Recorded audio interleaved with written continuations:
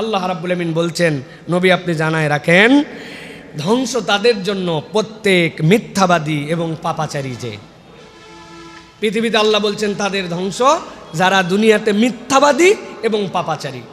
আল্লাহ কোরআনুল কারীমে সূরা জাসিয়া 7 নম্বর আয়াতে বলছেন, ওয়াইলুল লিকুল্লি আফফাকিন আসিম।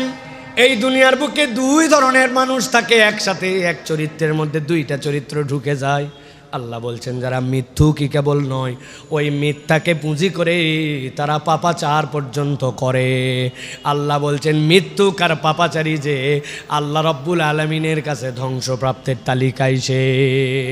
অনেক সময় আমাদের মাথায় কাজ করে না, বিভিন্ন বিষয়ে মিথ্যা কথা বলি, কিন্তু মিথ্যার সাথে পাপাচার কেমন করে যুক্ত হয় আমি অনেক জায়গায় উদাহরণ দেই বোঝার জন্য আপনাদের কাছে বলি। অনেক সময় আপনি বাজারে যান, যাওয়ার পরে এমন দোকানে গেছেন যেই দোকানদারের সাথে আপনার জিন্দেগিতে দেখা হয় নাই, কিন্তু দোকানদার আপনাকে দেখে বলে, ভাই আপনার মতো চেনা লোক বলে কেনা দামে দিলাম। আছে না ভাই?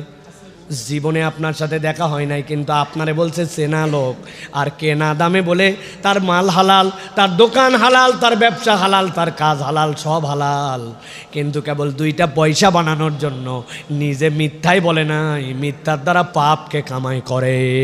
আল্লাহ বলছেন, নবী বলে দেন, ওয়াইলুল লিকুল্লি আফফাকিন আসিম। দুনিয়াতে মৃত্যু কি নয় কেবল, এই মিথ্যা দিয়ে পাপাচার যে করে আল্লাহ বলছেন তার ধ্বংস অনিবার্য।